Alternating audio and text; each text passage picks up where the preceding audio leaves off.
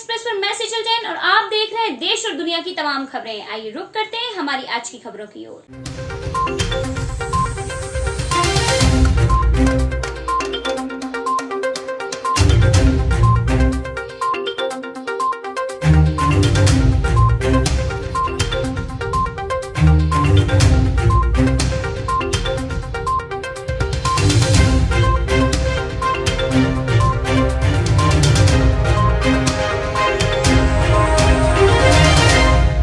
लोगों ने कहा बड़नेरा नगर कंटेनमेंट जोन से अगर बैरिकेड्स हटाए गए तो हम अनशन पर जाएंगे।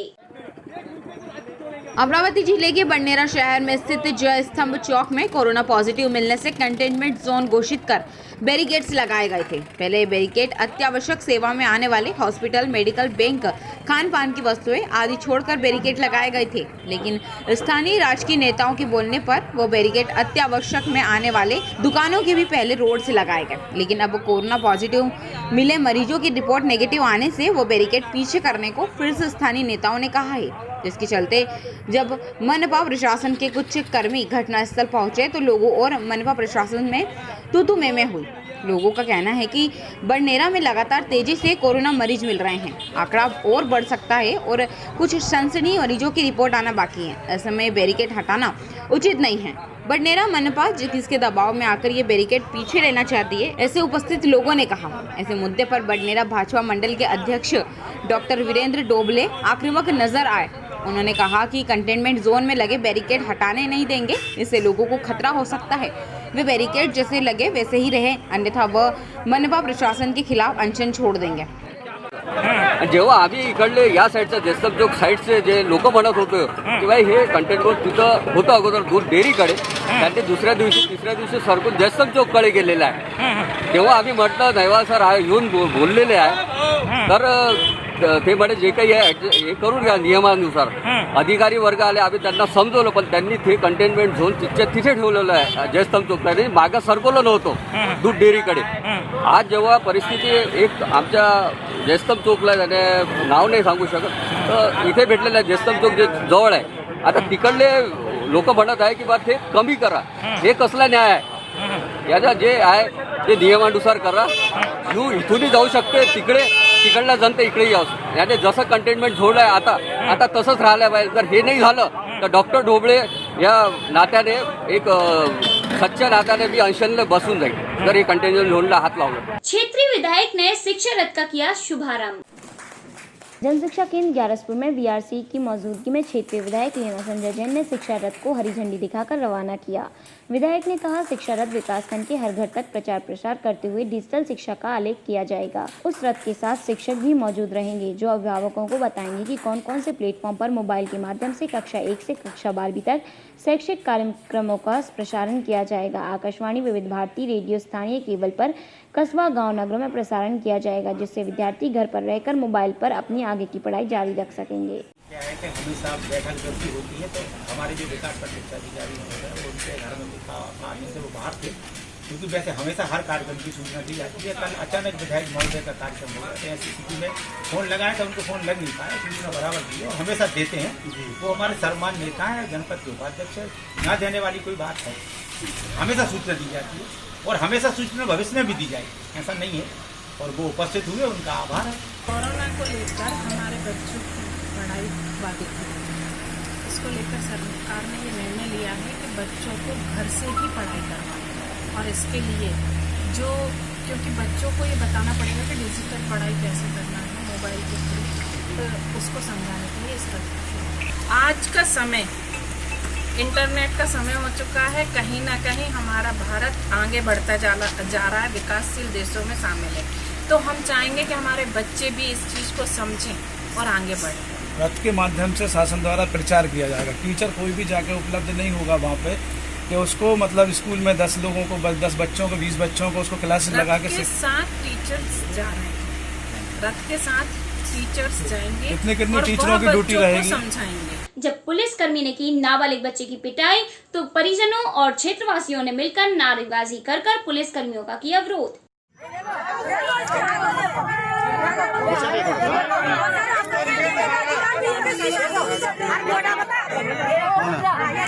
अजमेर पुलिस कर्मी द्वारा नाबालिग बच्चे की पिटाई करने से परिजनों में और क्षेत्रवासियों में काफी आक्रोश है। वहीं परिजनों और क्षेत्रवासियों ने मिलकर पुलिस कर्मियों के खिलाफ जोरदार नारेबाजी भी की है। दोषी पुलिसकर्मी के खिलाफ सख्त कार्रवाई की मांग की है। वहीं मामला बढ़ता देख पुलिस के आला अधिकारी मौके पर पहुंचे और समझाइश करने लगे। वहीं जानकारी मिलते हुए बंजर बस्ती में रहने वाला राहुल नाम का लड़का नाबालिग है। वहीं नीम के पेड़ के नीचे खड़ा हुआ था। जो चढ़ा चौकी के पुलिसकर्मी उसे चौकी ले गए और उसे मारा। उसकी हालत चिंताजनक बनी हुई है। उच्च अधिकारी इस मामले की जांच कर रहे हैं।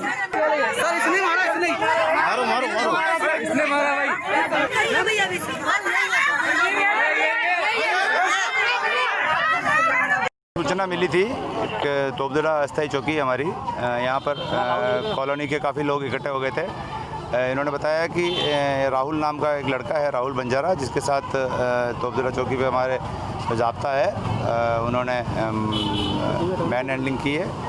उस पर उसको लड़के को राहुल को हॉस्पिटल भिजवाया गया है और यदि भी कोई इनमें से कोई रिपोर्ट देगा तो उस रिपोर्ट पे उचित कार्रवाई की जाएगी और उच्च अफसरों के संज्ञान में मामला लाया जाएगा। पुलिसकर्मी द्वारा कुछ ज़्यादा ही मारपीट करी गई, उसका मेडिकल करवा दिया जाएगा और जैसी भी कार्रवाई होगी, जो भी जांच की जाएगी, जैसे भी कार्रवाई होगी, यदि किसी की गलती है तो उसके विरुद्ध भी उच्चाधिकारियों को निवेदन किया जाएगा और अगर पीड़ित के द्वारा ऐसा कोई एक्ट था उसकी भी जांच की जाएगी। वहाँ खड़ा हो गया नीम के पेड़ के नीचे और वहाँ से पकड़ के 2 थप्पड़ लगे, यहाँ गए, यहाँ लेके आ गए और यहाँ से फिर बांध के मारे। वहाँ पर ही मारे, हाँ, चौकी पे। फिर यहाँ से बांध के मारा और वहाँ से रास्ते में पटक के चले गए। वो तो घबराया, वो खुद उठ के आया। क्या कारण है मारने का? कारण का कुछ भी नहीं है, खड़ा था ये तो बस, कुछ भी कारण नहीं है। इसके हाथ में कुछ हो तो पकड़ लेते ना। वो कर्मी का नाम क्या नाम है? सुनील। अभी क्या स्थिति है इनकी? अभी देख लो ना आप स्थिति आपके सामने, पूरा शरीर ही फूट रहा है इसका। तो जिसकी स्थिति नहीं, कौन लगता है? मेरी जेठ का लड़का है। अजमेर से मोनू कुमार प्रजापति की रिपोर्ट। कानपुर में हुई मुठभेड़ में शहीद हुए पुलिस जवानों को लेकर समाजवादी पार्टी ने उत्तर प्रदेश सरकार को घेरा।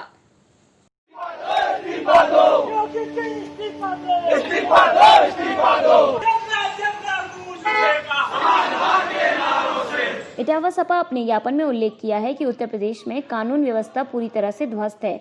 अपराधी खुलेआम घूम रहे हैं। सरकार का नियंत्रण न होने के कारण अपराधियों के हौसले बुलंद हैं, जिसका जीता जागता उदाहरण कानपुर की घटना है। आज कानपुर नगर में चौबेपुर शिवराजपुर के ग्राम विक्रू में मुठभेड़ में शहीद हुए पुलिस जवानों के एक पुलिस अधिकारी, क्षेत्राधिकारी, 2 थाना SHO, 1 चौकी इंचार्ज तथा 4 पुलिस सिपाहियों की मृत्यु पर समाजवादी पार्टी इटावा भावभीनी श्रद्धांजलि अर्पित करती है तथा सरकार से शहीदों के परिवार को 1-1 करोड़ रुपए तथा घायलों के परिवार को 50-50 लाख रुपए तक तत्काल दिलाने की मांग करती है। महामहिम राज्यपाल होने के नाते समाजवादी पार्टी यह भी आपसे मांग करती है कि अपराधियों पर शिकंजा कसने में नाकाम उत्तर प्रदेश सरकार को तत्काल बर्खास्त कर प्रदेश में राष्ट्रपति शासन लागू कर प्रदेश में कानून राज्य को स्थापित करने का कष्ट करें।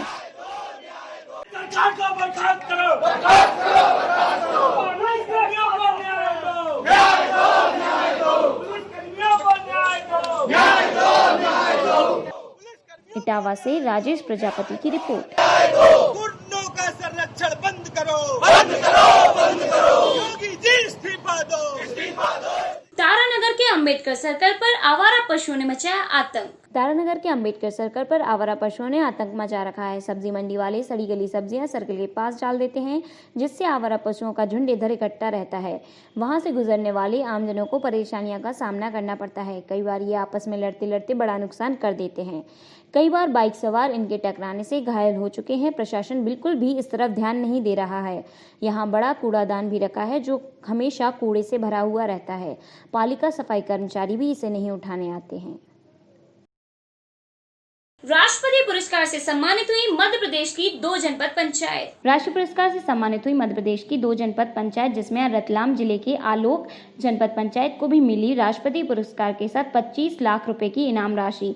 जहां एक और जनपद पंचायत में आए दिन भ्रष्टाचार के विवाद सामने आते रहते हैं, लेकिन आलोक जनपद पंचायत की कार्यशैली एवं समय अवधि में पंजीयन प्रधानमंत्री आवास मनरेगा योजना के अंतर्गत निर्माण कार्य, स्वच्छ भारत मिशन योजना के साथ ही समय अवधि के अनुसार कंप्यूटर में आंतरिक मालिक का प्रतिशत बेस्ट पुरस्कार इसी आधार पर मिला है। मध्य प्रदेश की होशंगाबाद जनपद पंचायत के साथ ही रतलाम जिले के आलोक जनपद पंचायत को भी यह सम्मान प्राप्त हुआ है। इस सम्मान को लेकर आलोक जनपद पंचायत के अध्यक्ष कालू सिंह परिहार ने बताया कि समस्त कर्मचारियों की मेहनत एवं 90 पंचायतों के सरपंच, सचिव, सहायक सचिव की मेहनत की वजह से आज देश में आलोक पंचायत जनपद पंचायत का नाम रोशन हुआ है। दीनदयाल उपाध्याय पंचायत सशक्तिकरण पुरस्कार योजना अंतर्गत मिला है। इसमें शासन की मंशा ये थी कि कार्य तो सभी करना है, सभी योजनाओं कार्य सभी निष्पादन करना है, लेकिन समय पे निष्पादन हो, समय पे उसका रिपोर्टिंग हो। ऑनलाइन इसमें रिपोर्टिंग की भी रहती है, तो हमारे यहाँ फील्ड के अधिकारी कर्मचारियों ने सबने अच्छा समय पे कार्य को निष्पादित किया। इसमें हमको माननीय हमारे अध्यक्ष जी जनपद पंचायत और सभी जनप्रतिनिधियों का भी अच्छा सहयोग मिला। ये सबकी मेहनत से, सामूहिक मेहनत से आलोट जनपद को 25 लाख का अवार्ड प्राप्त हुआ है। मध्य प्रदेश में केवल 2 जनपद पंचायत को अवार्ड मिला है, उसमें आलोट प्रथम रही है और सेकंड में होशंगाबाद को मिला है। खुलेआम ग्रामवासियों की जान के साथ किया जा रहा है खिलवाड़। अशोकनगर के अंतर्गत आने वाली ग्राम पंचायत कचनार में स्वच्छ भारत मिशन की धज्जियां खुलेआम उड़ाई जा रही हैं। गौरतलब यह है कि कचनार में मेन रोड के किनारे बहुत सा गंदा पानी पड़ा हुआ है और पूरी तरह से नालियां भी खराब पड़ी हैं। गांव वालों का निकलना भी यहीं से होता है। निकलने में इतनी बेकार बदबू आती है कि निकलना मुश्किल होता है। खतरनाक बीमारी डेंगू, मलेरिया जैसी बीमारियां फैलने का खतरा बना हुआ है। जबकि इस आपदा को लेकर स्वच्छ भारत मिशन को लेकर काफी सतर्कता फैली हुई है। पंचायतों में भी राशि उपलब्ध कराई गई है साफ सफाई को लेकर, लेकिन सरपंच, सचिव एवं आला अधिकारी के संरक्षण में उस राशि को डकार लिया गया है। इस समस्या को लेकर ग्रामवासियों ने जनपद सीआईओ से शिकायत भी की है। जनपद सीआईओ का कहना है कि गांव वालों द्वारा लिखित में शिकायत की गई है, हम जांच करा रहे हैं। जबकि ग्रामीणों का कहना है कि हमने कई बार सरपंच, सचिव को बोला, लेकिन इस ओर किसी ने ध्यान नहीं दिया। जहां तक कि विधायक महोदय का भी इस समस्या की ओर कोई भी ध्यान नहीं है। अब देखना होगा कि खबर प्रसारित होने के बाद क्या आला अधिकारियों की नींद खुलेगी या फिर ऐसे में फिर से मिलजोड़ कर यह गोरख धंधा चलता रहेगा। आपने सरपंच से बोला? सरपंच से बोला था ना, ये कहते बनवा देंगे, सुनता ही नहीं। विधायक साहब से ही बोली कि उन्हें पेड़ बनवा देंगे। ये कम से कम 18 महीने हो गए इसके लिए जी, और इससे सबसे ज़्यादा परेशान पूरे ग्रामीण वाले हैं। और ये पास में मेरी किराने की दुकान है पीछे जी, तो यहाँ पे जो भी कस्टमर आते हैं वो भी परेशान है। यहाँ बीमारी फैल सकती है, ये गंदगी है यहाँ पर, ये देखो चलाइया भर रही है यहाँ पर। पानी भरा हुआ है उसमें रास्ते को, मैंने ओपीएनसी को भेजा हुआ है और ओपीएनसी से नाली बनवाने के लिए वहाँ पर आदेशित किया हुआ है कि पानी नाली बना के और किसी तरह से उसका पानी निकलवाएं। संजीव सोनी की रिपोर्ट।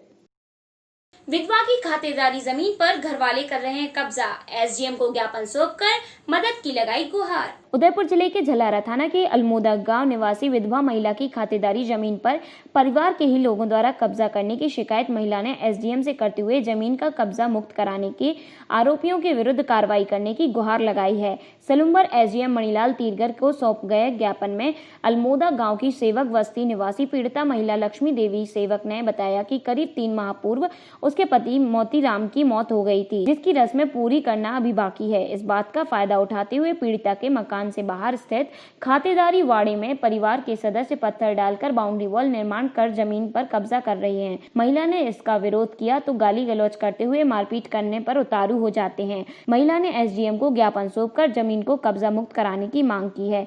उदयपुर से विनोद दर्जी की रिपोर्ट।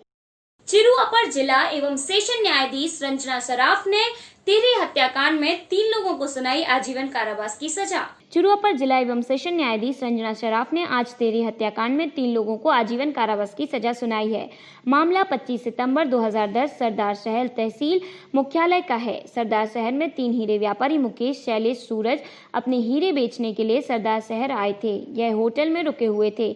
इनके पास गजानन, दिलीप और दीनदयाल हीरे खरीदने के लिए पहुंचे। इन तीनों ने इन्हें अपने घर बुलाया। घर बुलाने के बाद इन्हें पहले कॉफी में जहर दिया गया। जब तीनों बेहोश हो गए तो इन्हें कार में डालकर कार के सीट बेल्ट से इनका गला घोंटकर हत्या कर दी गई और इन तीनों का शव अलग अलग डाल दिया गया। एक का शव सरदार शहर के पुलसार गांव में खेतों में डाला गया। 2 के शव डूंगरगढ़ तहसील के खेतों में डाले गए। तीनों के शव बरामद होने के बाद जब इनकी शिनाख्त की गई तो तीनों जयपुर के हीरा व्यापारी निकले। 2 की हत्या का मामला डूंगरगढ़ थाने में दर्ज किया गया। 1 का सरदार शहर थाने में दर्ज हुआ। तीनों की घटना एक ही जगह होने के कारण तीनों की सुनवाई चुरू के अपर जिला एवं सेशन न्यायालय में हुई। इस मामले की पैरवी अपर लोक अभियोजक अनीश खान ने की। अनीश खान ने बताया कि आज अपर जिला एवं सेशन न्यायाधीश रंजना सराफ ने इस हत्याकांड में गजानन सोनी व दिलीप सोनी व दीनदयाल सोनी तीनों को आजीवन कारावास की सजा सुनाई है। एडीसी साहब सुश्री रंजना सराफ ने तीर हत्याकांड प्रकरण सरकार दीनदयाल में मुकदमे का फैसला सुनाया, जिसमें तीनों मुलजिमान दीनदयाल, गजानन और दिलीप को आजीवन कारावास की सजा सुनाई है। उक्त तीनों मुलजिमान ने हीरे के व्यापारी थे 3, जो मुकेश, शैलेश और सूरज कुमार, ये तीनों हीरो के व्यापारी थे, जिनको इन्होंने षड्यंत्रपूर्वक मारा और मारने के बाद इनकी तीनों की लाशों को अलग अलग जगह डाल दिया। महेंद्र सोनी की रिपोर्ट। घरेलू झगड़े में एक युवती की गोली लगने से हुई मौत। उत्तर प्रदेश जनपद अमरोहा के मंडी धनोरा थाना क्षेत्र के गांव आजमपुर में रहने वाली एक युवती की गोली लगने से मौत हो गई। इस पूरे मामले में उसके परिवार वालों ने ससुराल पर दामाद की गोली मारकर हत्या करने का आरोप लगाया है। पुलिस ने इस पूरे मामले में युवक द्वारा आत्महत्या किए जाने की बात कही है। आपको बता दें कि पूरा मामला जनपद अमरोहा के थाना मंडी धनोरा थाना क्षेत्र के आदमपुर में रहने वाले ताशी सैनी का है। वे अपनी पत्नी से झगड़ा किया करते थे। घरेलू झगड़ों को निपटाने के लिए उसके घर पर उसके सास ससुर पहुंचे। आरोप यह है कि पंचायत के दौरान मामला और बिगड़ गया। झगड़ा इतना बढ़ गया कि तासू सैनी के ने गुस्से में आकर अपने आप को कमरे में बंद कर लिया और गोली मारकर अपनी जीवन लीला समाप्त कर दी। इस पूरे मामले में मृतक तासू सैनी के परिवार वालों ने ससुराल वालों पर हत्या का आरोप लगाया है। इस पूरे मामले में अमरोहा जनपद के पुलिस अधीक्षक डॉक्टर विपिन टांडा एसपी साहब का कहना है कि मृत की हत्या के संबंध में उसके भाई की ओर से तहरीर मिली है, जिसके आधार पर मुकदमा दर्ज कराया गया है। उनके मुताबिक उनने गोली मारकर आत्महत्या की है। इस मामले में वैधानिक कार्रवाई की जाएगी। सब को पोस्टमार्टम के लिए भेज दिया गया है। क्या हुआ था सर? इनमें सास ससुर आई थी इसके जी, इन्होंने गोली मारी इसको। अच्छा, किस समय की घटना है ये? 7 साढ़े 7 बजे करीब। अच्छा, और कोई बात जो आप बताना चाहें? नहीं यार कोई पता नहीं, हम तो देख दाख कर उसको चौकी चले गए सर। हम थाना धनौरा पर सूचना प्राप्त हुई कि एक युवक ने खुद को गोली मार ली है। इस पर पुलिस मौके पर गई, जानकारी की गई तो पता चला कि युवक और उसकी पत्नी में काफ़ी समय से विवाद चल रहा था। इसी विवाद का समाधान करने के लिए युवती के परिजन घर पर आए थे और उसी दौरान वहां झगड़ा हुआ, जिस पर कि युवक ने स्वयं को अपने कमरे में बंद करके खुद को गोली मार ली। जो मृतक है उसके बड़े भाई की तहरीर पर आत्महत्या हेतु उत्प्रेरित करने का मुकदमा दर्ज करवाया जा रहा है और आगे इसमें साक्ष्यों के आधार पर कार्रवाई की जा रही है। जिला अमरोहा से मोहम्मद वसीम की रिपोर्ट। आज की खबरों में बस इतना ही। देश और दुनिया की तमाम खबरों को देखने के लिए बने रहिए न्यूज़ 24 एक्सप्रेस के साथ।